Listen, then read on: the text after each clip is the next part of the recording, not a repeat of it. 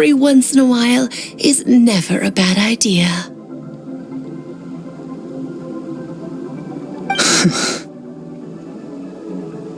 Ignore her existence for too long, and there will come a day when you can no longer hear her voice.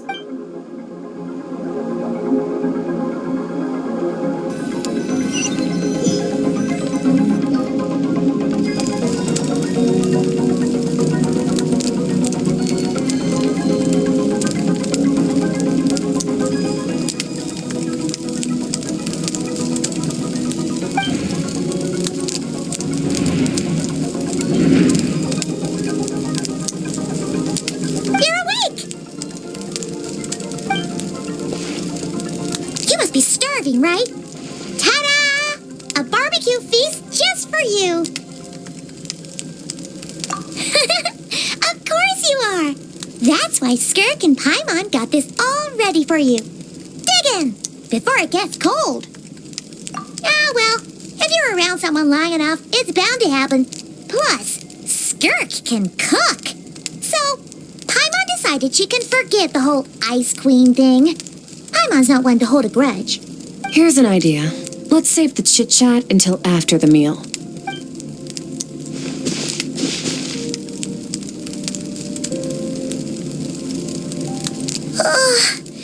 So full. Okay, it's Paimon's turn to sleep now.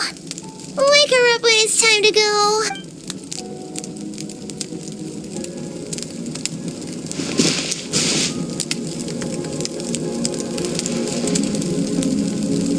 I have good news.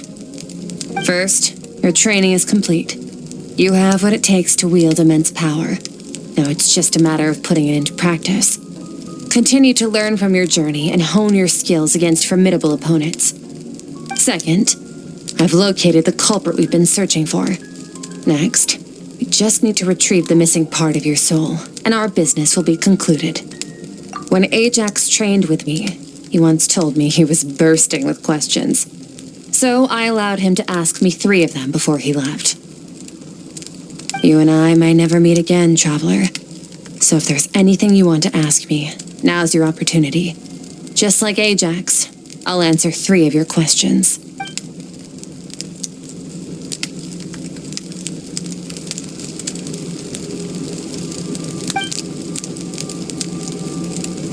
Okay, not the angle I was expecting. What makes you ask that?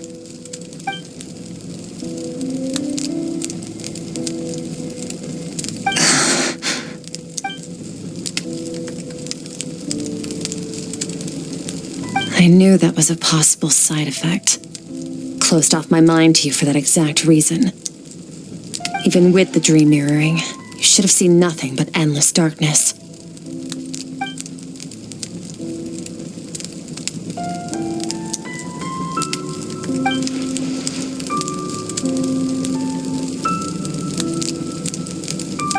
Whatever. Must have been a flaw in my execution. I shouldn't be too surprised. Due to some recent circumstances, my self-control has been lacking as of late. Since you've seen what you've seen, there's no reason to hide the truth. All I ask is that you keep it a secret. No, I'm not from Teyvat. I'm from a different planet. And there was a time when I journeyed through the stars. A lot like you in some ways. No, we're different in that respect. You're influencing the fate of this world. But me, I'm just passing through. Several hundred years ago, my master, Sertologi, opened the border between worlds and sent me here. But this is not my home. And one day, I'll return to the vast unknown of space. So, there you have it. On to your second question.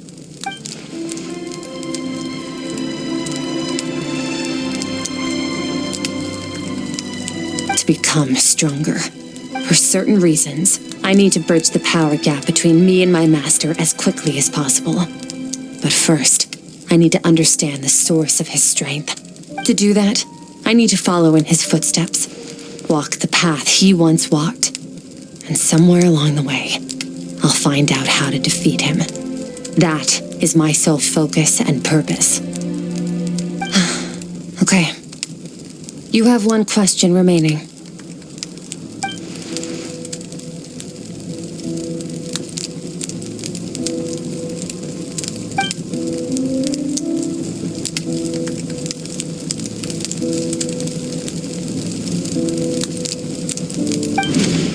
You make it sound so easy. Ever since the incident I experienced there, I've never stopped searching for Master Skirk and that unknown abyss. But it's been years now, and I've still found nothing.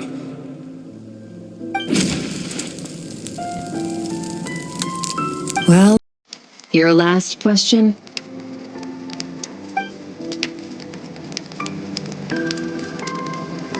Ajax. His situation is different than yours. Before you ever crossed paths with me, you'd already encountered many formidable people, studied their techniques, and developed your own skill set. So, during your training, all I had to do was build upon that foundation. But Ajax was so young when he came to me. Complete blank canvas. Children can't help but imitate their role models. In the long run, that would only hinder his growth. Once Ajax has enough strength in his own right, I will allow us to meet again. Until then, let that motivate him to reach his full potential.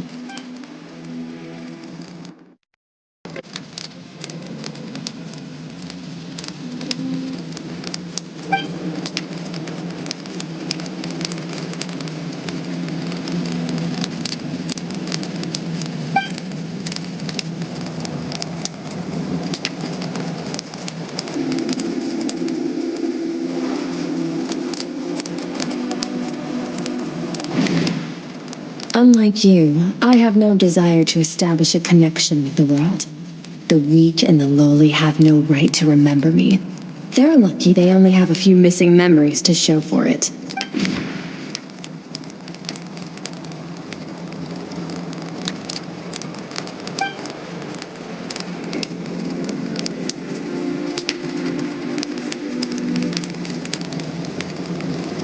Wake up your companion.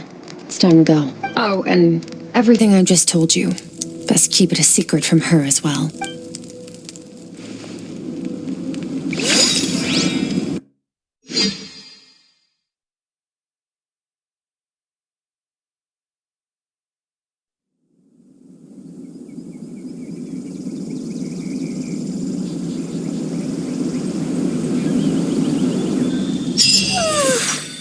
Time to go.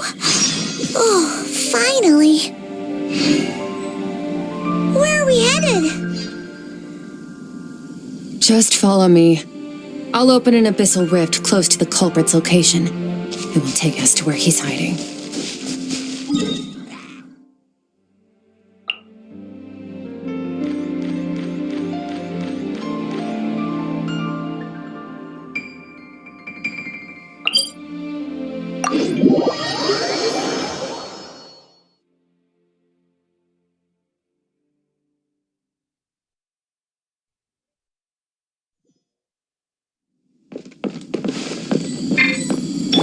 Bring it!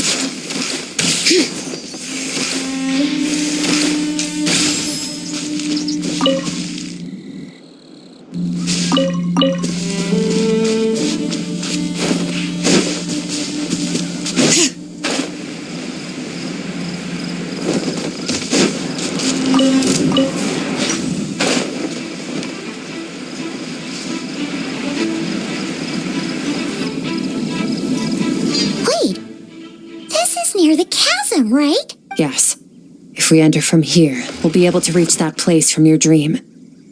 You have some experience with abyssal domains by now, but still, this is someone else's territory. Best to proceed with caution. Don't worry, Paimon's an expert at hiding behind other people for safety. Oh, but... that means you need to stay safe, traveler. All right. Remember your training. Time to put it to use.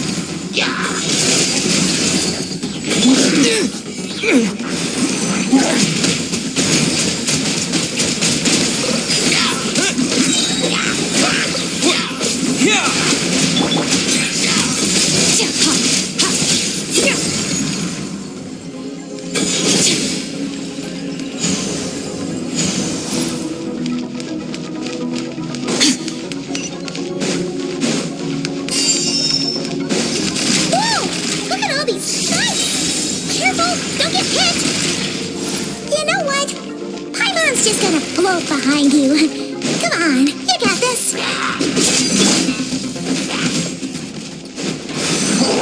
Water jet!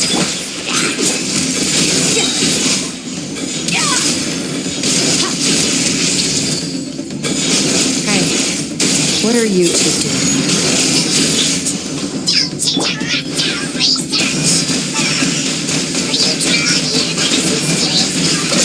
Dusty, like an abandoned house. Let's press on.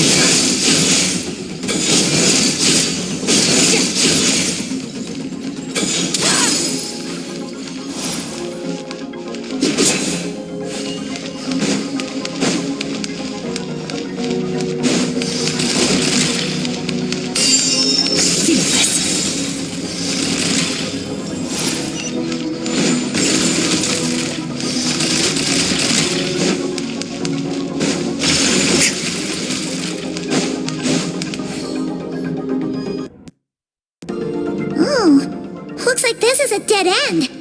Did we make it to his hiding place? Ugh, this fog is making it impossible to see anything. This should be the place where you were attacked, Traveler. The missing part of your soul should be nearby. Can you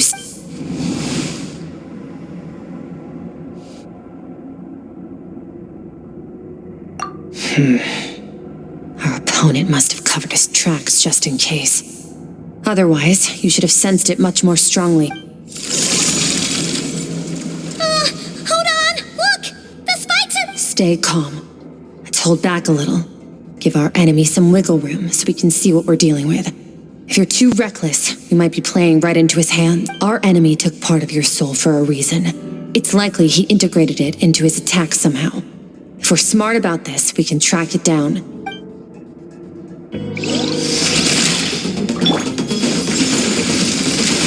Go!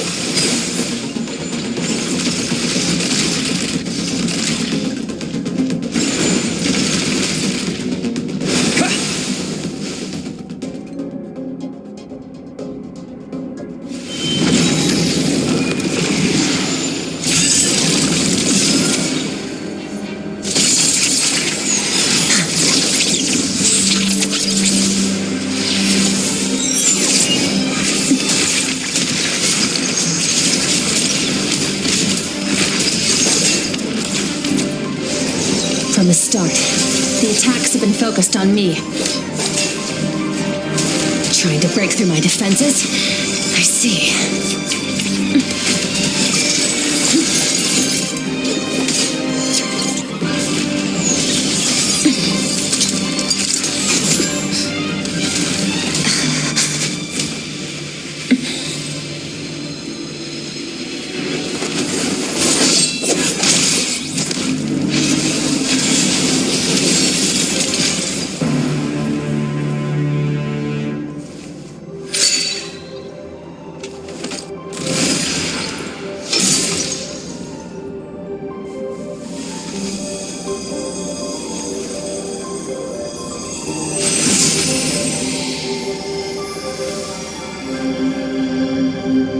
There. I got it back. Traveler! Skirk! What happened? It looked like Skirk just got... In the Gueli Plains, you asked me why this enemy chose you as his target. Now, the answer is clear. It's not just the fact that your strength is impressive. It's also because of your ability to, as you put it, purify abyssal power, whatever that actually means. The fact is, that ability allowed him to do something that should have been completely impossible. Namely, break through my defenses and steal my power. No. He couldn't have known I'd come to his domain. He only stole your soul fragment because he knew the value of its power. I doubt he expected it to come in handy so soon. Call it fate if you want. I believe that's the term they use in this world for arbitrary coincidences like this. In any case, it works to our advantage. Once I realized what he was using that power for, it gave me the chance to get back what you lost. I'll cope. Well, done gorging? Good. Time to answer some questions. How did you get the power of the all-devouring narwhal? The all-devouring narwhal? Oh, of course! Paimon knew that spike thing looked familiar. It looks just like that narwhal's horn! I highly doubt you acquired that power through your own strength. Tell me I'm wrong. You're desperate enough to scour the land for god remains and whatever vestiges of power you can find. That alone proves you wouldn't be able to defeat a creature like that. Which leaves one possibility. You know my master, the Foul, Sertologi. The Foul? Who dares call him Foul? Sertologi.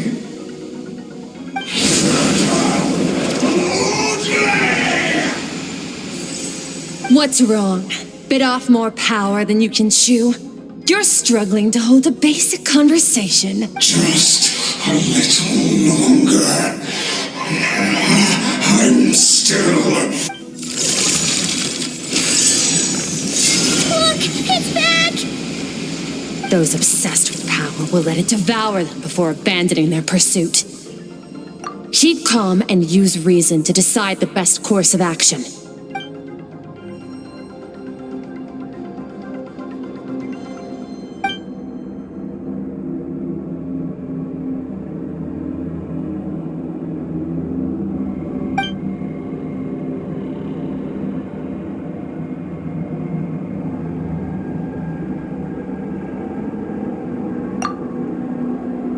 Wise decision. Final victory doesn't always come after a single battle. You've got your soul fragment back, so we both got what we came for. Let the enemy draw breath while he can. It won't be for long. Get us out of here, traveler. You'll need to lead the way this time.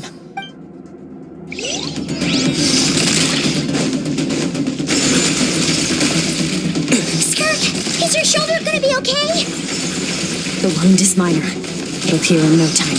You should focus on getting out of here alive and... Uh-oh! Falling spikes! Run!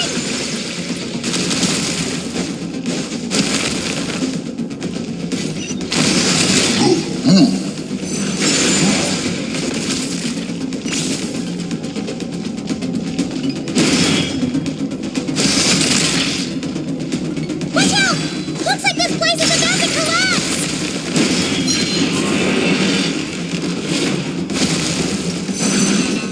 So, this guy's power has something to do with the all-devouring narwhal.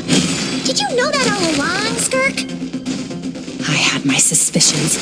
That's why I decided to investigate in the first place. But suspicions only get you so far. I needed to verify it for myself.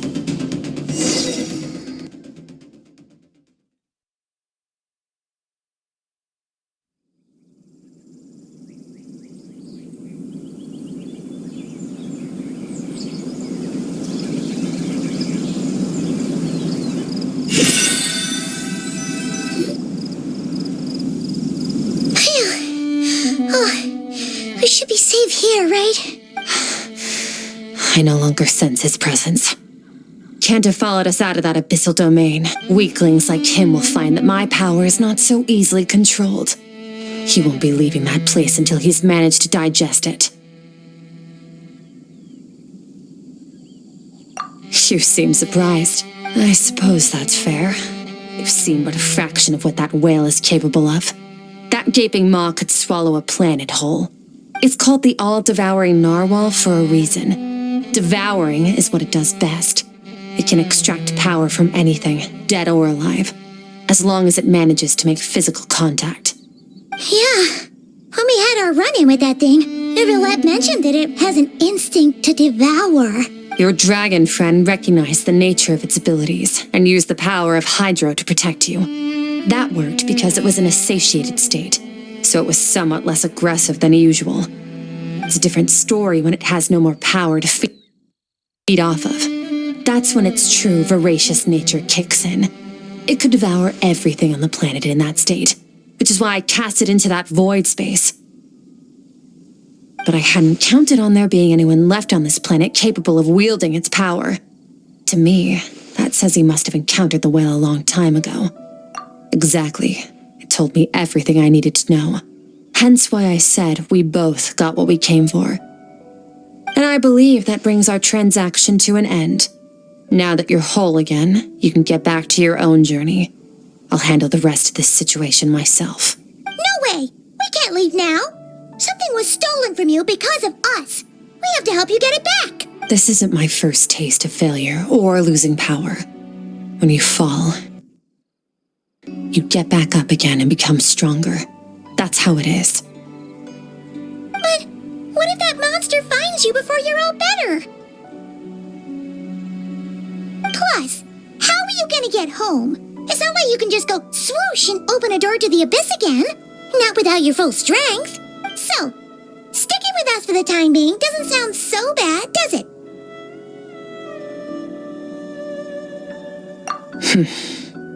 Fair enough. Then take this. What is it? A bag of Mora. Nothing in this world is free. I know that much. I'll leave the planning to you. Hurry up and decide where to go. We shouldn't linger. We should take Skirk somewhere she can rest. But where? Paimon?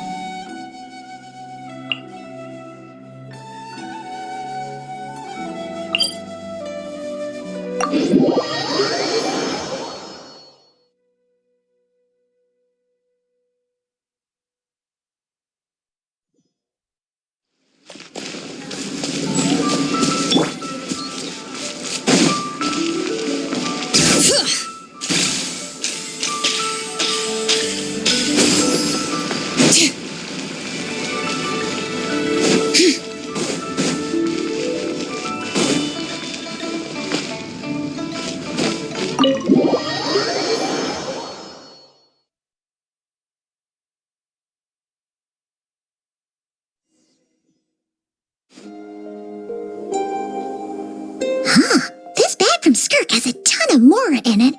Does she have a job or something? Wait, no. After what we saw at Wamin Restaurant, that seems impossible.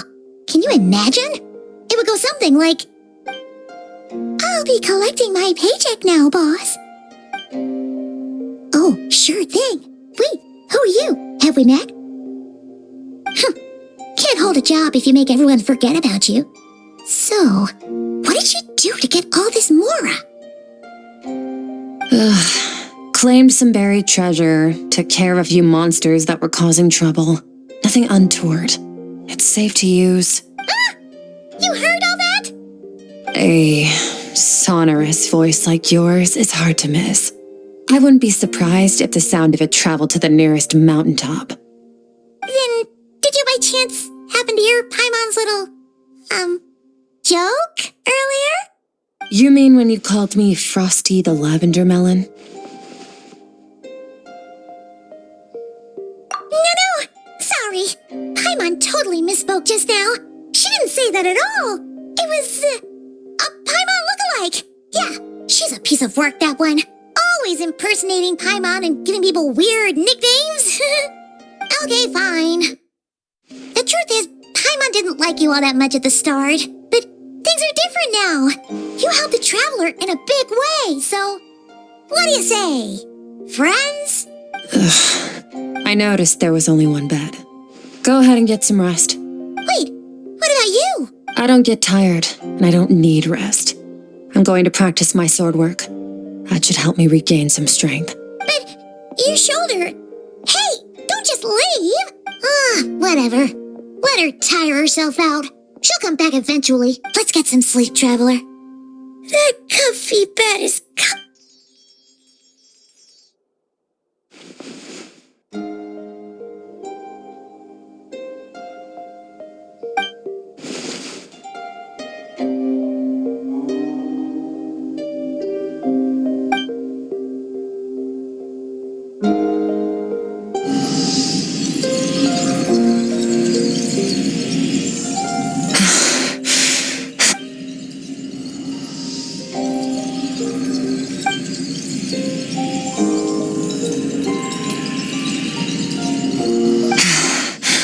quiet.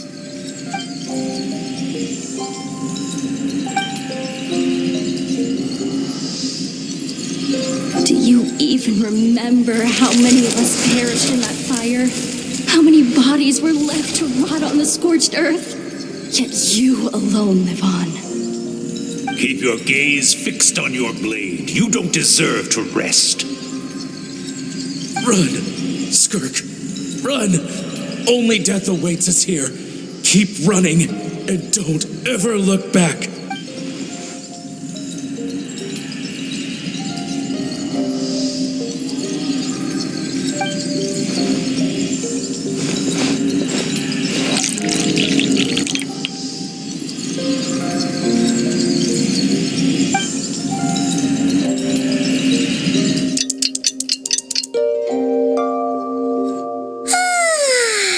Getting an early night's sleep is the best. That was so...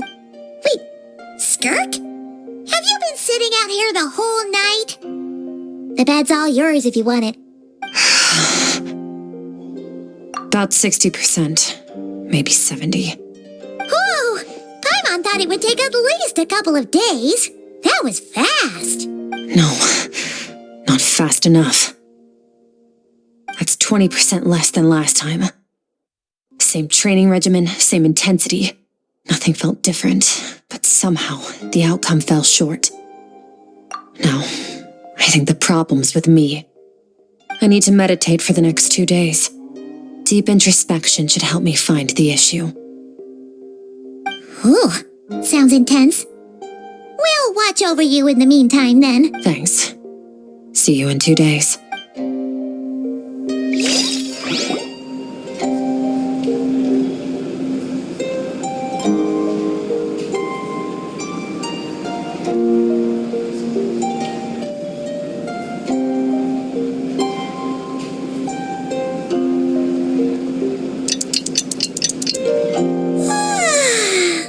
Morning! Skirk is still meditating, huh? It's been 2 days already. Shouldn't she be awake by now? Paimon can't think of anything we can do to help. Oh, wait! Breakfast! That's it! Paimon will go get breakfast! Skirk is gonna be starving when she wakes up. Be right back.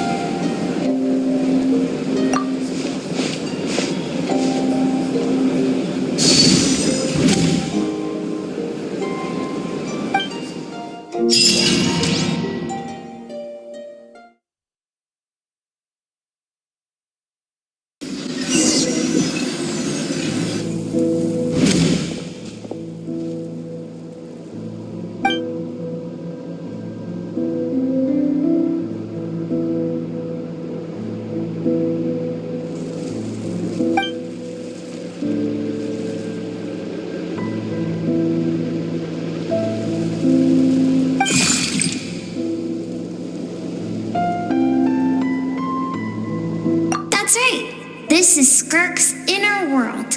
Think of it as the threshold between the soul and dreams.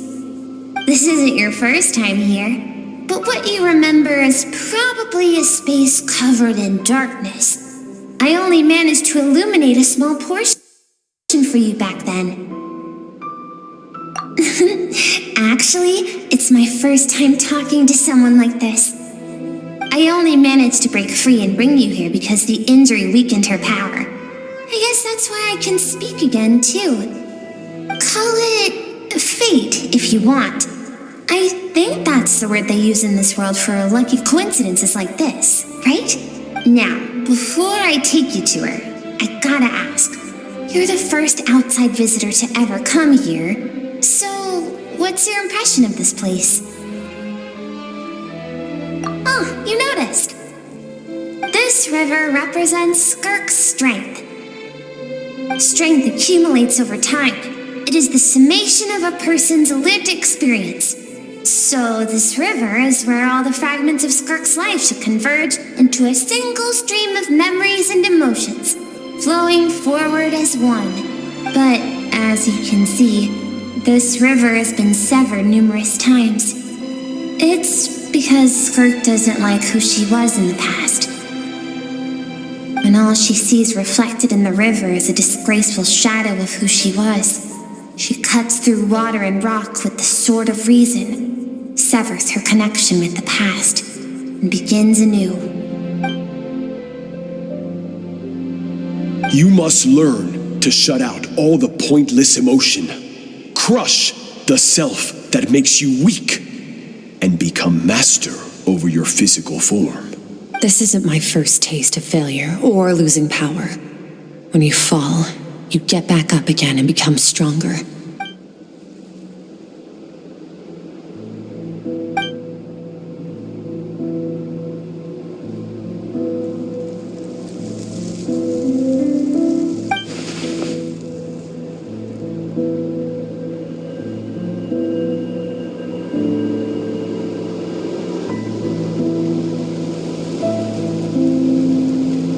The answer to one mystery invites another question, I see.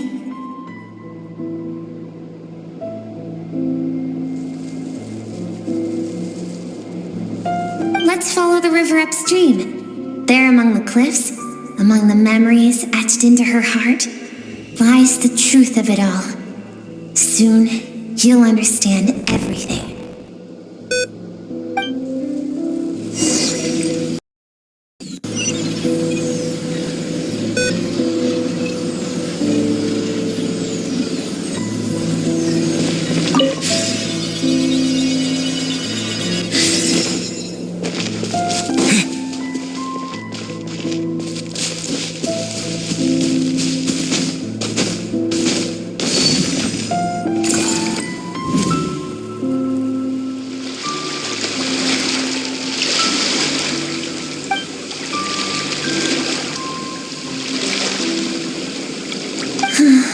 I've always thought that, even when falling leaves don't come from the same tree, they can still form bonds of kinship when they meet. Like meteors, you both made a journey through the stars. Both travelers who have landed on a planet that is not your home. Yet, when she first noticed your presence, although she hesitated for a moment, she still chose to walk away, indifferent as ever.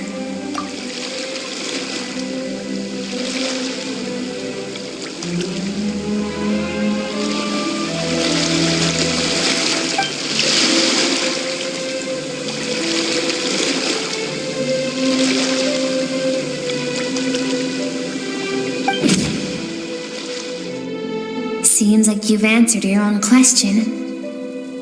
Skirk sees herself as a trespasser in this world.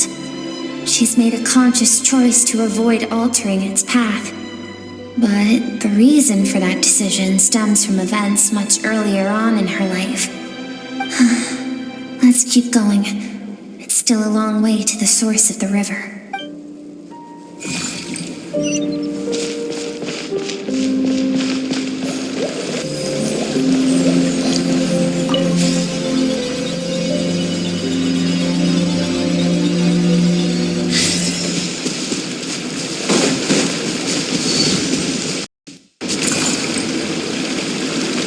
You now have what it takes to wield immense power.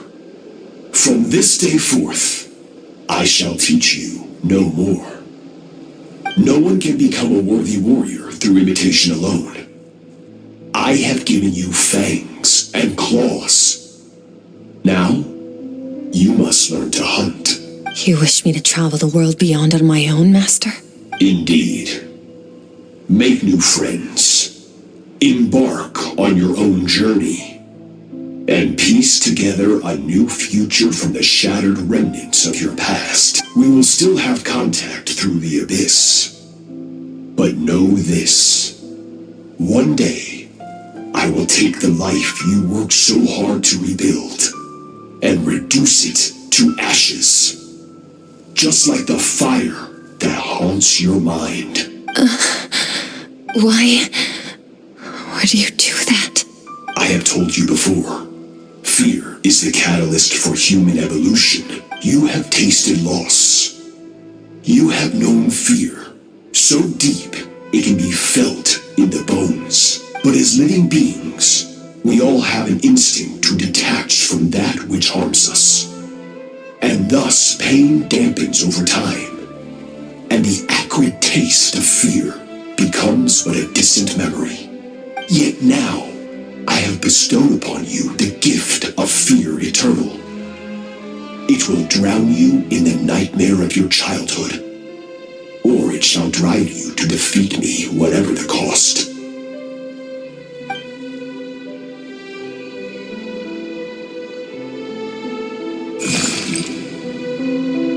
That is what Skirk's master, the foul Sertologi, looked like at one point in time. Of course, as a higher being, physical form is a triviality to him. He could appear as a beast, a human, or even a monster that defies description. The form you see him in here, clad in abyssal armor, is the one he usually wears when traveling through the stars.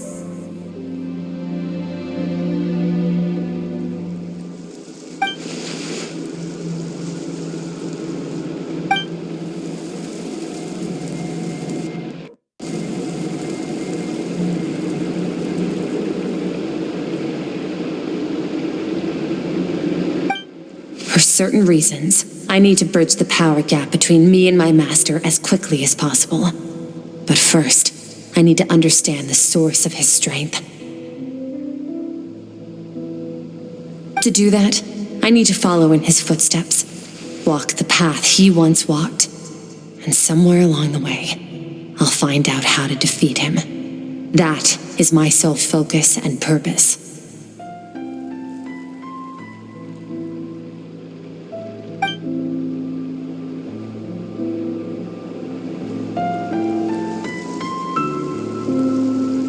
I'll let you in on a little secret.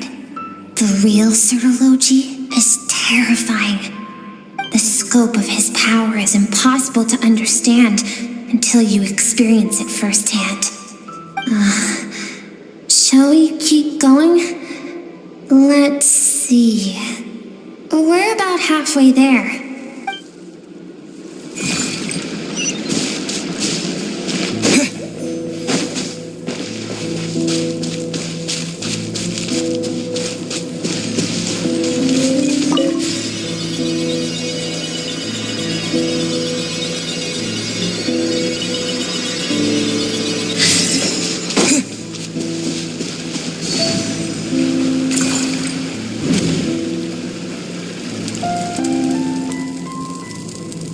We've made it quite a ways already. This is Skirk, when she first began training under Sertologi. I have set your broken wrist. Tomorrow, you're to train twice as hard. No tears this time.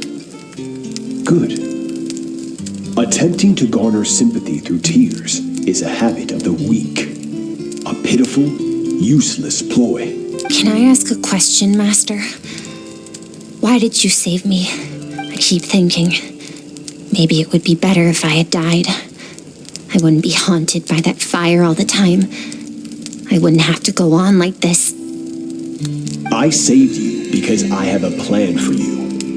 It has been too long since I fought a battle that demanded my full strength, and I hunger for it. Every so-called genius and prodigy I have faced has crumbled like sand underfoot. Before me, even fate bends the knee. So, I will teach you everything I know. Train you by whatever means necessary. In the hope that one day, you might surprise me. But I don't want to draw my sword against you, Master. What you want matters little. Among the boundless sea of stars, the cries of the weak are but faint murmurs that disappear into the void. You of all people know that well. Yes, Master. that day forward, all she knew was grueling training, emptiness, and fatigue. After some time, her talent bloomed, and she gained control over her emotions, like her master. How should I put it? It was not that human emotion disappeared from her heart, but that reason came to dictate all she was allowed to feel. I suppose it was at this point that she became the Skirk you know today.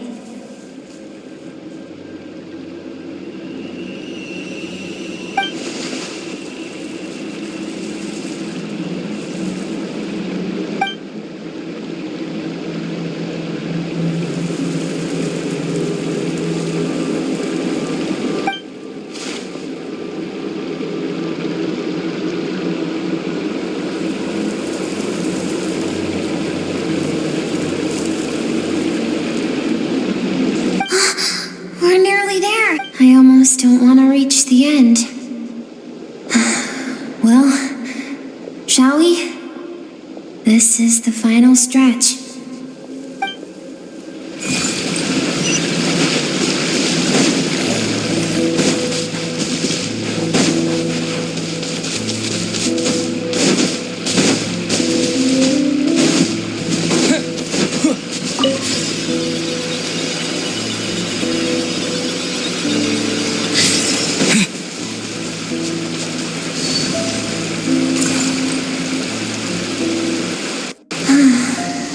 These are Skirk's happiest memories. What a simple and carefree time it was. Wisps of clouds dotted the sky. The sun bathed everything in golden light. And when song filled the air, not even the shyest of flowers could resist swaying along. This is Skirk's homeland. She was so curious about everything as a child, always skipping school to go exploring instead. There was so much to discover. The treasures at the bottom of the sea, the secrets beyond the stars, and that merchant ship packed with adults wearing those strange clothes.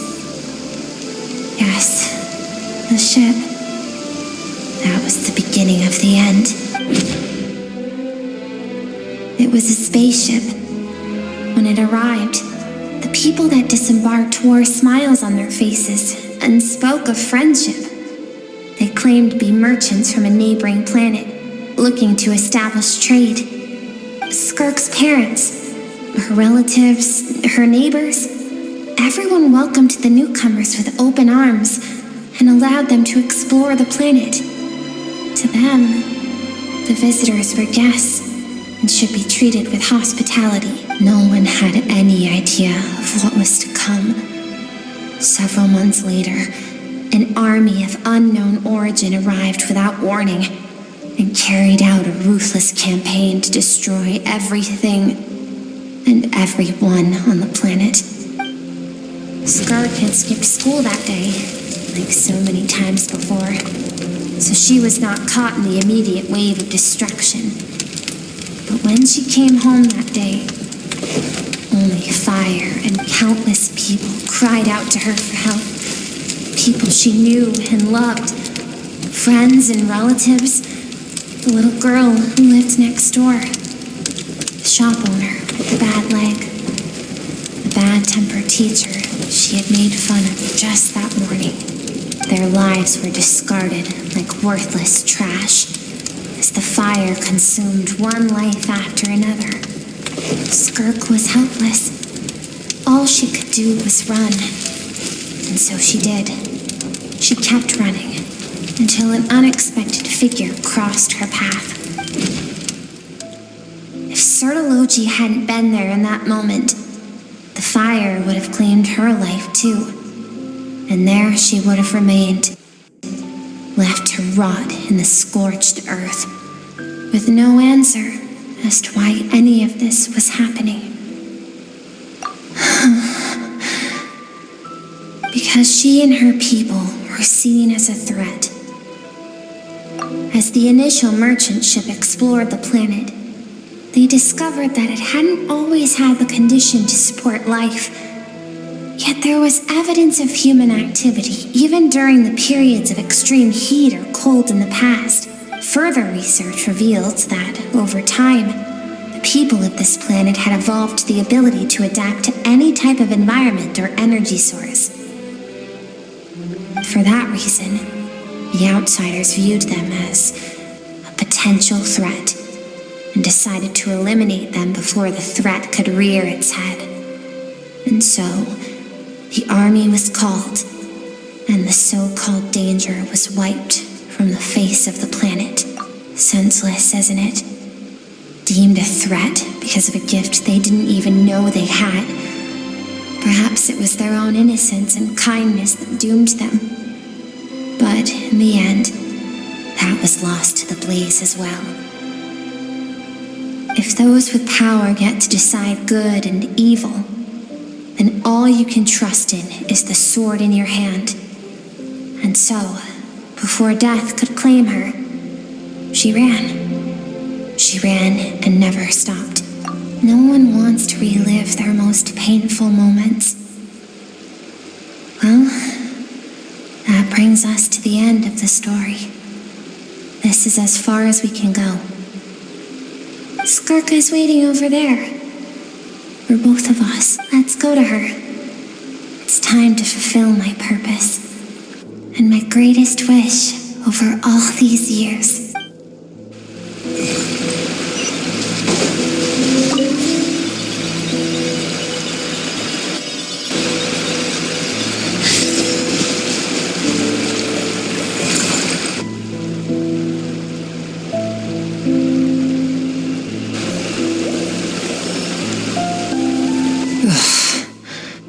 So all this, just so you could bring him here.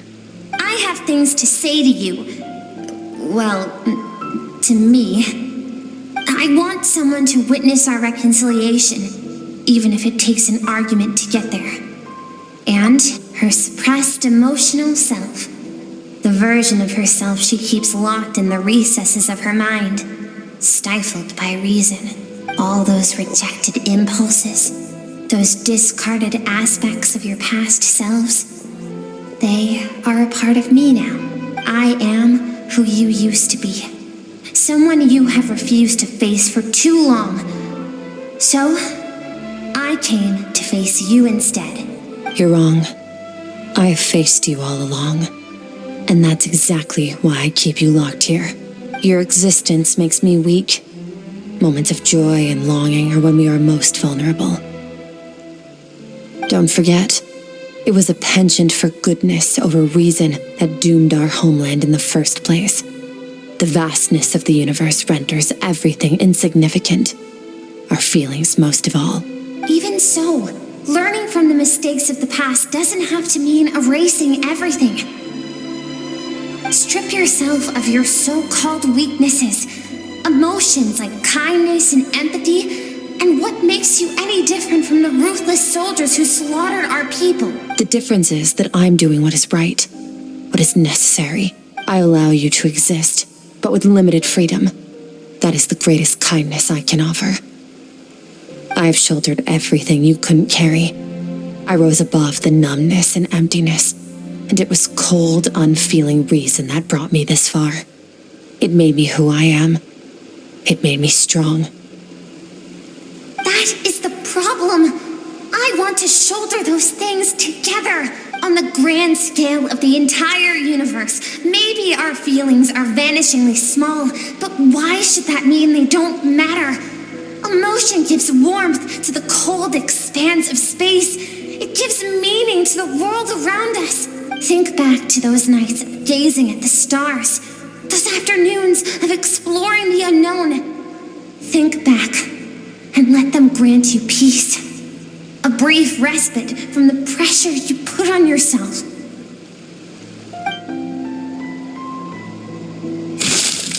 That isn't what we need. It's exactly what we need. Aren't you curious about why recovering your strength has taken longer than normal this time? Finally, you get to the important part.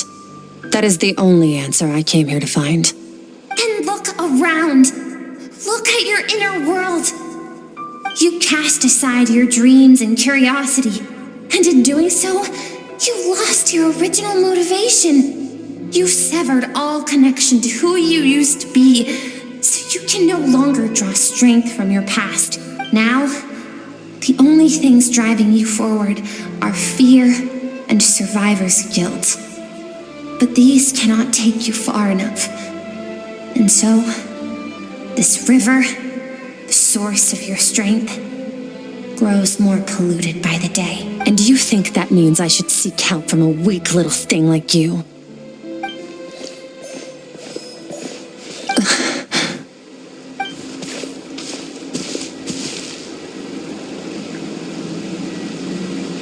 Thank you for saying that. I knew bringing you here would be the right choice. To be honest, I'm not here to argue with you. This isn't about who's right or wrong. And in fact, I agree that in order to make it through the wake of that tragedy, we had to distance ourselves from the pain through reason over emotion. But what is right at one point in time isn't always right forever. I know you will never forget that fire. I know the fact that you were the sole survivor fills you with guilt. And I know that among the voices that haunt you, mine is there too. Because deep down, you know that you didn't turn out to be the person you wanted to be.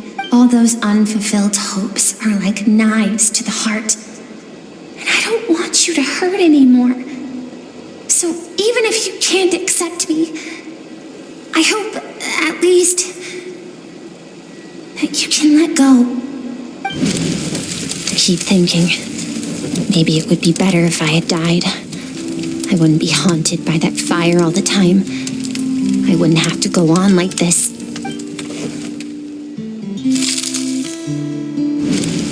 Your dad and I, we're not afraid to stare death in the face, but we need you to survive.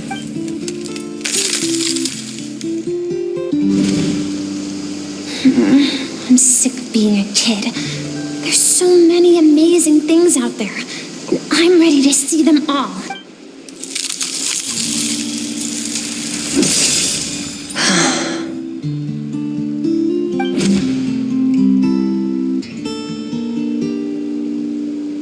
I remember.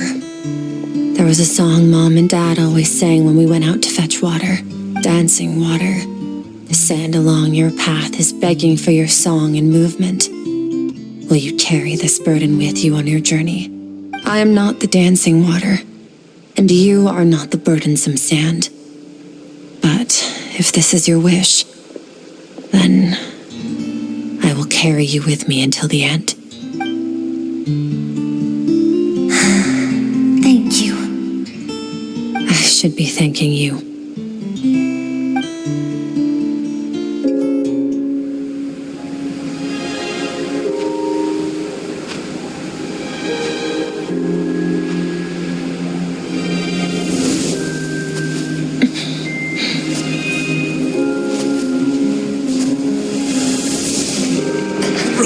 Skirk, run! Remember, leave no one alive! Heed my words, Skirk. Let fear take root in your soul. Did you survive? Why was it only you? Skirk, did you become a positive light in this world?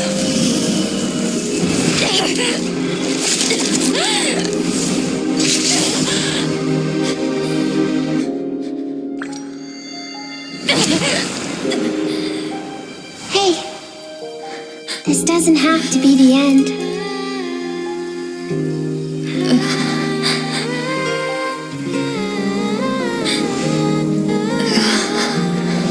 Life is a gift. Don't let darkness claim it.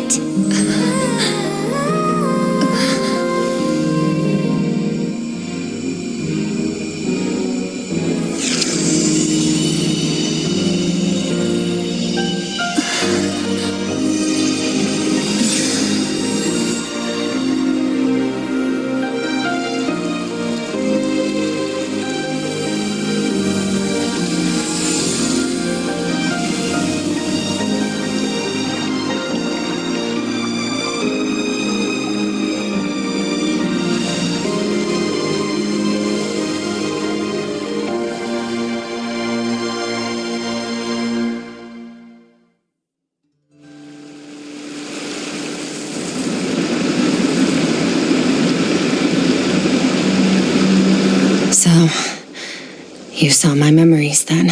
I once asked my master if survival of the strongest was the law of the universe. He said no. But in a world without order, those with no moral boundaries tend to be the ones who survive. That's why, after hearing his answer, an idea came to mind. An idea that, one day, I would create a new world order. One in which there would never be another tragedy like that fire. One in which power was not the law of the land. But that means I must defeat him. Because my master, Sertologi, is, at the core, a defier of all rules and order. Yes, and not just because of the gap in our abilities, but also because I have no reason to see him as an enemy. Although his decision to train me was not made out of kindness, he did everything a master should. He saved my life, taught me the sword and the principles of strength, and for that, I respect him. I know, and it's not something I want, but Master never goes back on his word.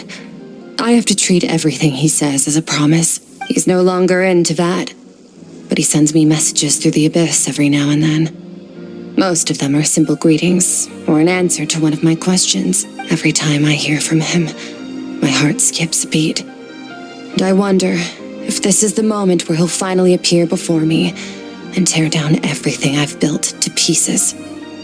Maybe that means I do live in eternal fear, just like he said. Yes, I respect him, but I'm also afraid of him. And for that reason, the pursuit of strength consumes every moment of my life. I don't know what Master has planned, but I have to be ready.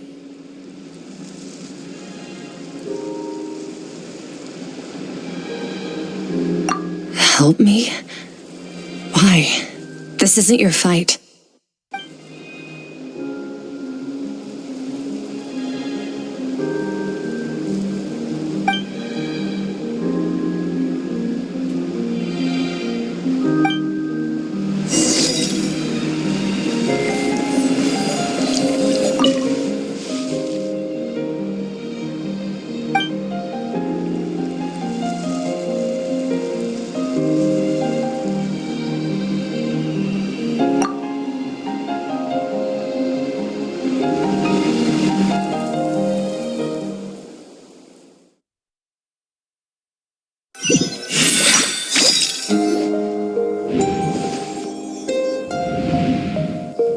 Oh, you're finally awake! Honestly, Paimon was gone for like 2 seconds and then she comes back and finds you both unconscious? You scared Paimon half to death! You're both okay, right? What does it look like? Only water from the source can cleanse the rot and filth that flows from the past into the future. I taught you to incorporate the experiences from your journey into how you fight. I suppose what happened today will become an inseparable part of who I am. Okay, so Paimon feels like she's missing some important context. But whatever. Paimon brought back tons of delicious snacks! Let's dig in! All right, it's about time we finished what we started. We're gonna deal with this thief for good, right? This time, I'm not going to tell you to hold back. But having digested even more power in the meantime, he's going to be tougher than before. The good news is, we have no reason to pull our punches this time. So, let's go. Same place as last time.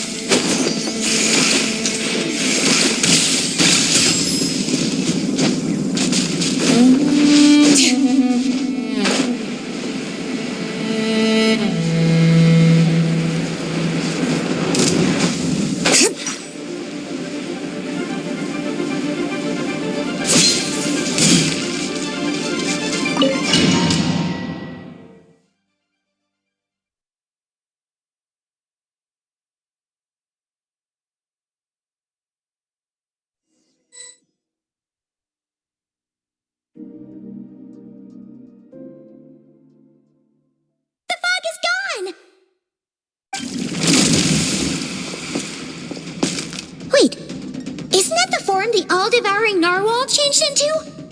How come he knows that, too? Really?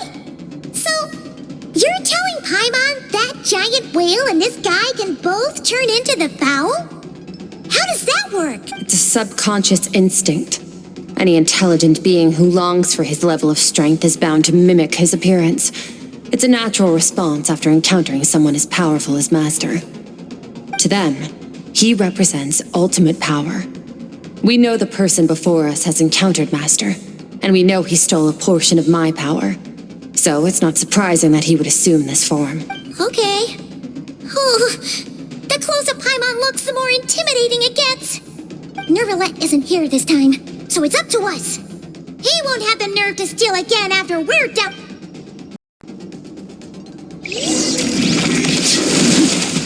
Infinite, everlasting.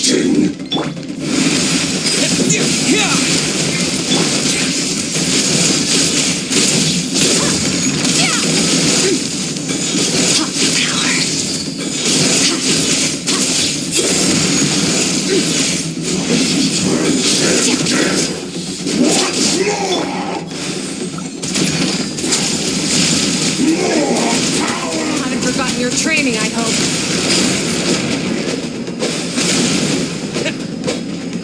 Water jet!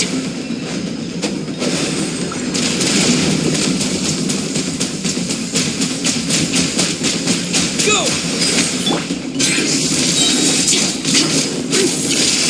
Another star goes out!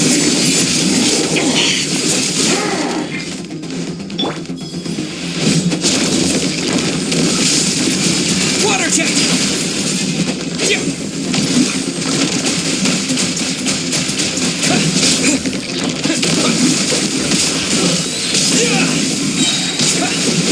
Bombs away!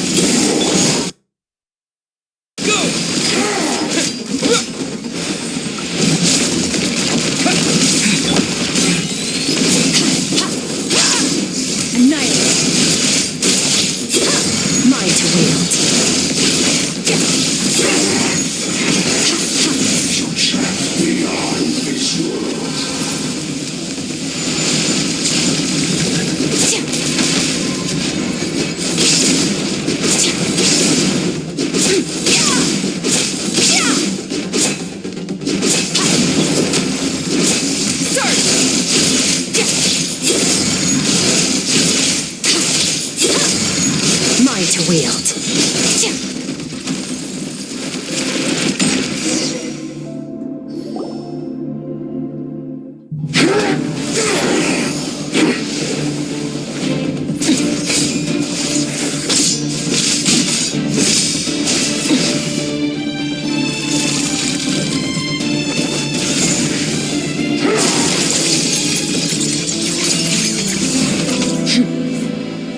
Haven't had enough of my power.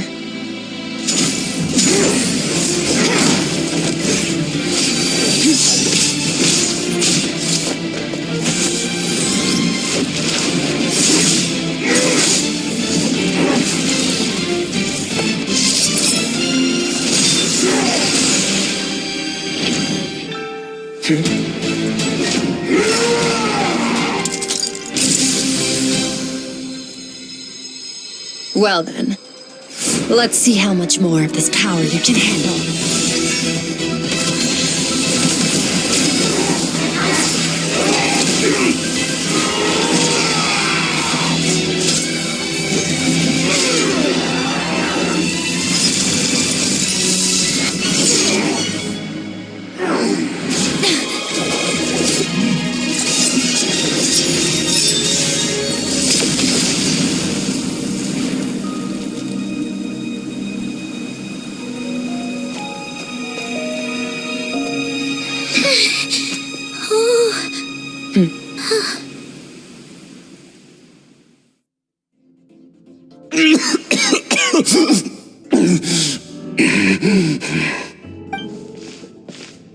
Well, have you come to your senses? You saw that my body was at its limit.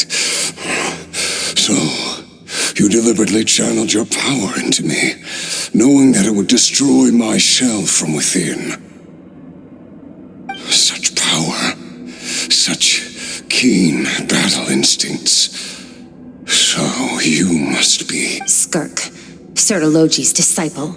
How long has it been? How long has he been away from Tevat? Hundreds of years. Hundreds? Sorry, it's a lot to take in. I should introduce myself. I am Skofnungar, a friend of your master and one of his followers. This is the first time I've heard your name, Skirk. But hundreds of years ago, I knew you existed. And I knew you would come here. Hundreds of years ago? Sounds like you and Master have quite the history. Care to tell us about it? Of course. Might as well take advantage of a clear head while I can. The story starts a long, long time ago. I was born into a noble family in Conria. As the eldest son, I was set to inherit our title. But I contracted an incurable illness as a child, and everyone gave up on me. I trained the sword harder than anyone else, defeated all of my peers. But it was all in vain. When other people looked at me, all I saw in their eyes was pity or a strange glee in my misfortune. Even my parents were just waiting for me to die. Over time, my heart hardened, and I became aimless. That was the point where I met your master, Sertologi. We were similar in age, but different in background. He was born in prison, the son of criminals who had been sentenced to death. He spent his childhood wandering the streets, facing more criticism than the literary works in the Universitas Magistrorum. Yet, he always wore a smile on his face, as if kindness and malice were one and the same, and he could not see the difference. I still remember what he said to me when we first met. You need to fight to survive. Even if it's a losing battle, it should light a fire under you. How can you sit back like this and go down without a fight? That does sound like something he would say. He was the first to acknowledge that I was worth something, and he inspired me to keep going. When we sparred together, it was the first time I'd actually felt the thrill of combat. When I was 10, he stole forbidden research materials and managed to cure my illness. It was like there was nothing in this world he couldn't accomplish. When it came to the human form, he was always intent on pushing the boundaries of possibility. But somewhere along the way, I fell behind. My talents were nothing compared to his, and at some point, I realized he had pulled so far ahead, I was too embarrassed to even ask him to spar. After his grand endeavor was successful, he sought me out and said to me, "This planet no longer holds anything of interest to me, so I'm leaving. But first, I have an offer. I can use a power I have just refined to break the curse of immortality for you." Your death was once what we worked so hard to prevent. But the immortality you now face is a different kind of pain altogether. I'll pass. Immortality doesn't sound so bad to me. Since I can't die, it means I have an infinite amount of time to get stronger. Maybe I'll finally catch up to you one day, and we can spar like we used to. Are you sure? I cannot say when I will return. Your body, or rather, your soul, might not be able to withstand this curse. All I can do is try.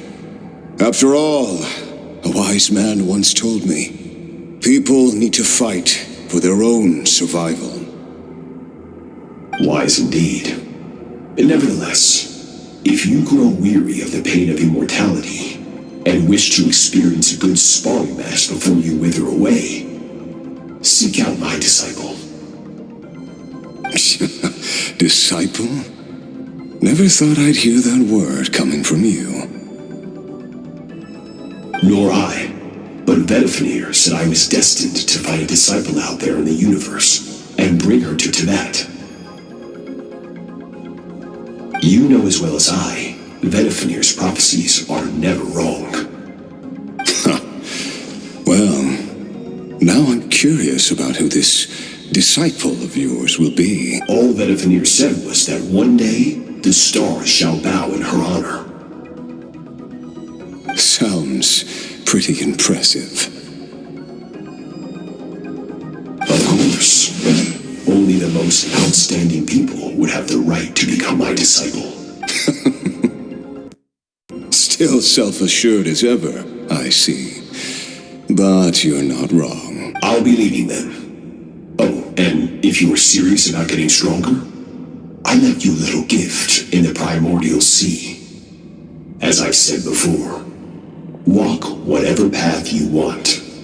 Freedom means even the wicked get to make their own choices. Waiting for me in the primordial sea was the all-devouring narwhal, already beaten into submission by Sertologi. And Your heart? That sounds like torture. How did you even survive that? Because, of course, I bear the curse of immortality. So, you used the curse to turn yourself into a vessel for power. Even with that whale's ability, devouring power like that is not something the human body can withstand. With your body and soul constantly at the breaking point, it was the curse of immortality that sustained you. But that is not the path to strength. You have to pour your heart into it, work for it, dream of it. Instead, you stole something that didn't belong to you, and it backfired. You're right. I should have known better, but I had already pushed myself to my limits. And he was still miles ahead of me. I miss your master. I miss the days when we were all together, troublemakers without a home. I don't regret the choice I made. But if you'll allow it, I do want to apologize. To both of you. After the beating we just gave you, I think we can call it even.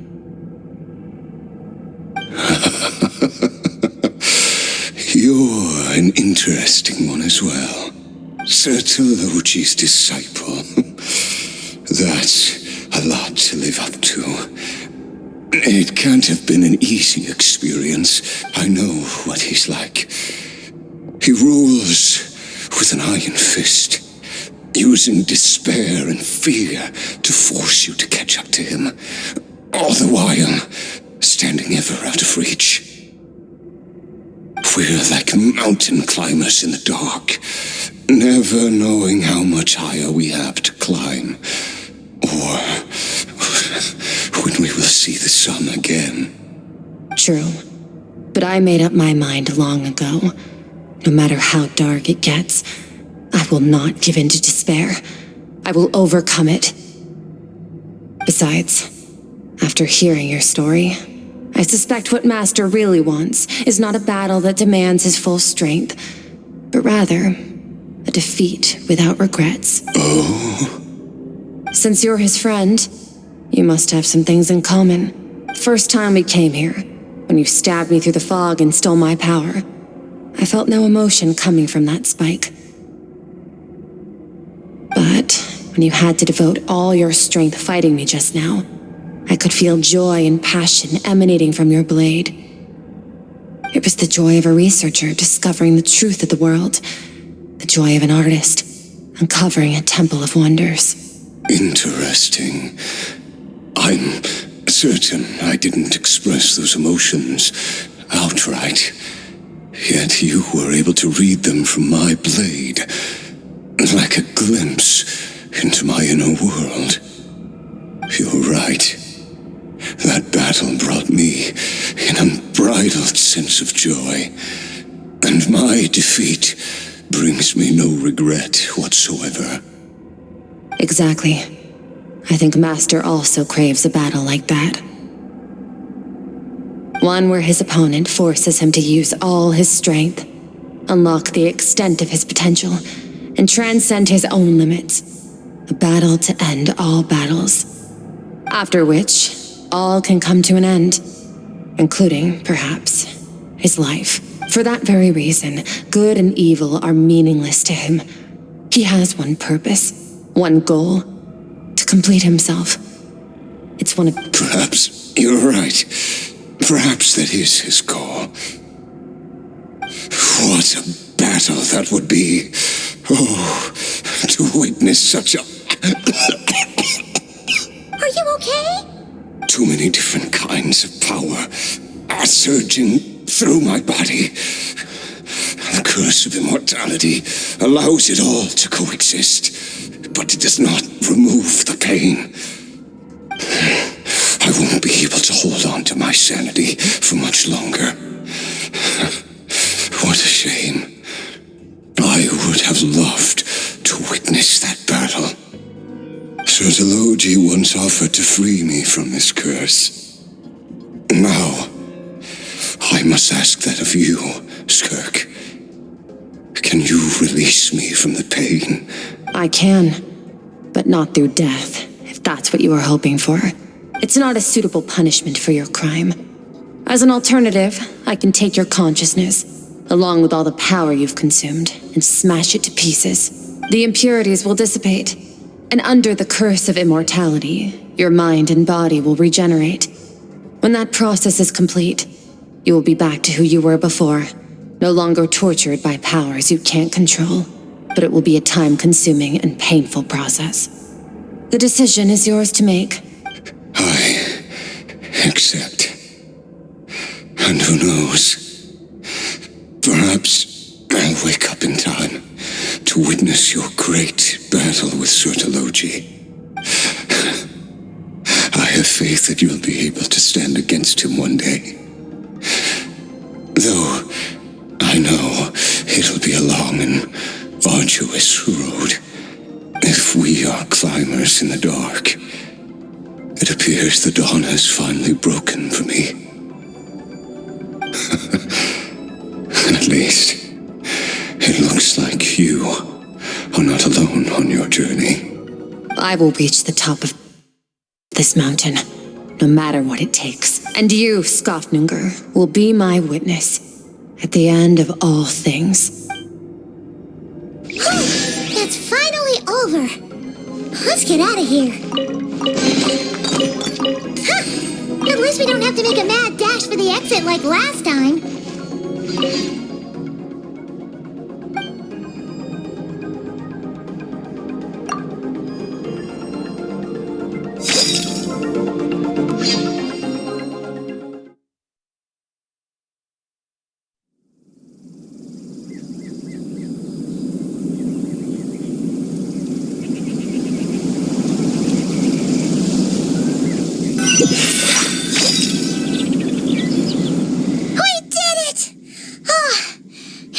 A few days, but it feels like forever. Once again, we've proved there's nothing we can't overcome. We're just that awesome. Wow, you sound even more confident than usual. Guess you really have become stronger. Today sure went by fast. It's night already. Oh wait, that reminds Paimon. The stars you mentioned, the ones that died out, are they back now? Yes. The power Skafnungur stole has been returned. So, the stars have regained their light. Great! Huh, it's crazy that you even noticed their light was gone. There are so many stars in the sky. If a few disappeared, Paimon definitely wouldn't be able to tell. I suppose it's because I have gazed upon this sky for centuries. The false stars, hanging in the meticulously planned sky, glittering with rotten light. It's not real.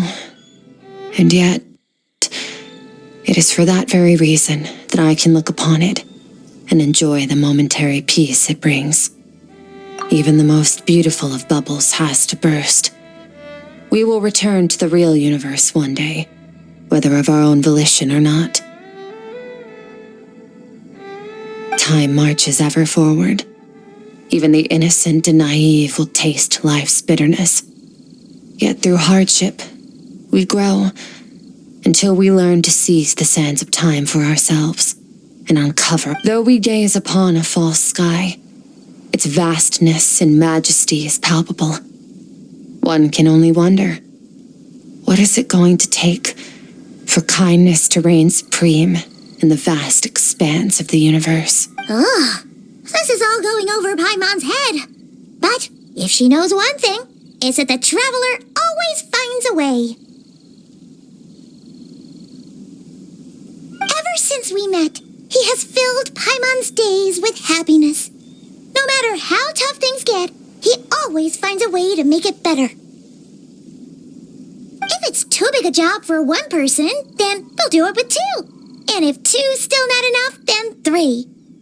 We've met so many amazing friends and accomplished so many amazing things. As long as we don't give up, we can make any wish come true. I suppose when it comes to you, anything is possible. Well, I should be going. Now that my power is no longer isolated from my emotions, I need more practice to get used to it. I suppose fate will decide. Maybe we'll bump into each other on the street. Or maybe we'll reunite on a different planet entirely. Regardless, reunions and partings are but passing moments. More than anything, I hope that at the end of this journey, wherever it takes us, we stand in a world reborn, one without war, pain, or forced partings. One where new life can bloom, even where there was once nothing but scorched earth. For this, we must all work to become stronger. Goodbye, traveler. Remember your training. Make sure to put it to use. Bye!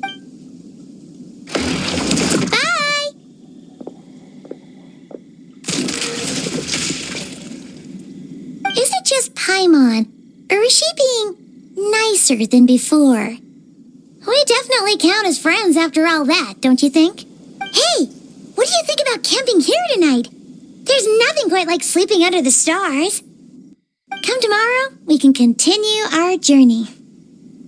Oh, and since Paimon treated you to that super nice meal at Wanmin Restaurant, it's about time you returned the favor.